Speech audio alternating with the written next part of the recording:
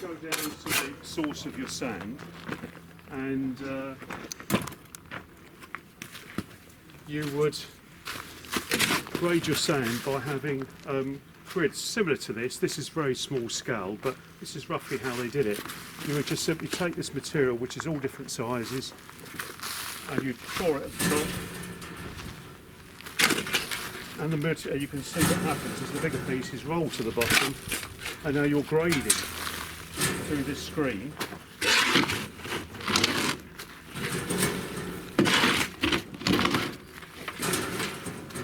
And at the bottom, you've got your finer material, and then you can switch to the sieve. You can have a finer grading method as well, so you could keep those going on your screens and on the screens, or you can switch to a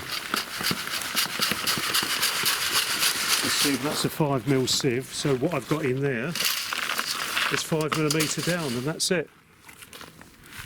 That's your sand. And that's traditional, so it doesn't matter where you are in the world, you could make sand like that. Yeah. Because obviously, you know, you could turn up somewhere and it's all very well if it's done by mechanically, you know, on large screens and things, but you haven't always got that. So if you haven't, there's always a way of making your own. That can be used for road rubble, and the smaller stuff can be used decoratively as gallets, not this particular material. Well, you can actually use that as a gallet. So the different grades were then used for different tasks. That's it. So really, if you've got an aggregate source near you, you can make your sand. If you've got calcium carbonate, either as a chalk or a lime, you can actually burn your own lime. It's not that difficult. We've been doing that at another site in Boxley in Kent. We've got a field kiln and we're burning our own lime from a local chalk source. And we've been using it, and you know it works. So you can buy this material as a premix, such as we've got over there, where all this work has been done for you, even the mixing. So you can buy it like that, or if you were, you know, in a place where materials, you know, there wasn't a builder's merchants for the next couple of 100 miles, you'd want to think about making it yourself. Good. Thanks very much. Yeah. Has that sand been washed?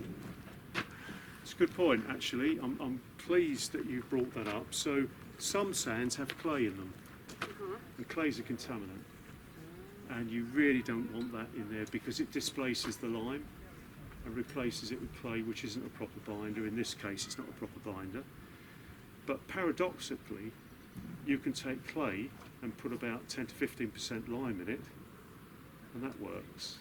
But not a percentage of clay in your lime. That's so weird, isn't it? Yeah.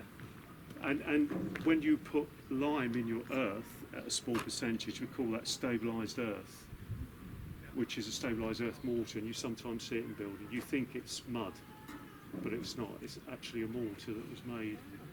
We did find some of that last week at Boxley.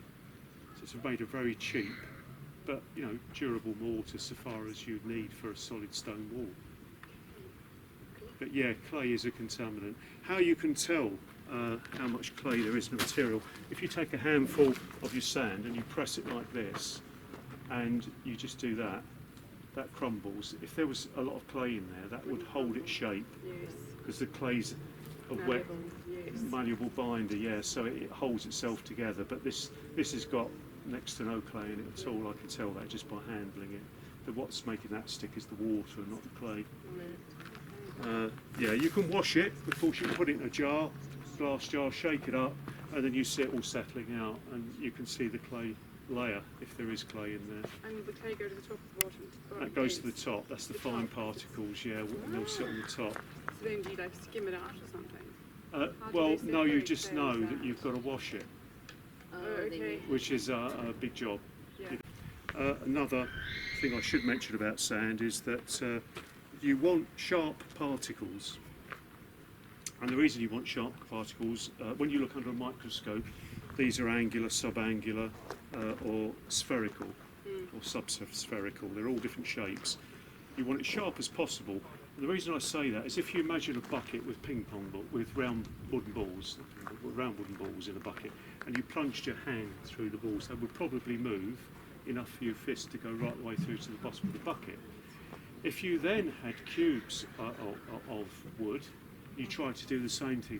There's no way you can push your hand through that because all those cubes are locking together. And it's exactly the same with sand. The particle shape of that sand is absolutely crucial to what you're doing. Always insist on a sharp sand. If you speak to a lot of builders, they don't want that. They want a much smoother, softer sand. And that's because it's more workable.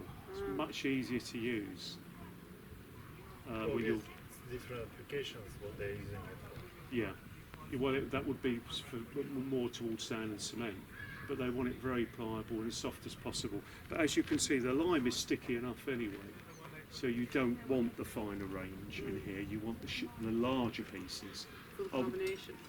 Yeah, it does help with carbonation. Yes, it does. You've got 4 mil down, whereas some of these softer sands are less than 1 mil down. Yeah. So you 1 mil, and all the particles sit below that. Yes. I go for a 4 mil, and all the particles below that. Yes. So, and I would say your sand is as important as the lime. It's got equal importance in the success of that of the outcome of your prepared mortar.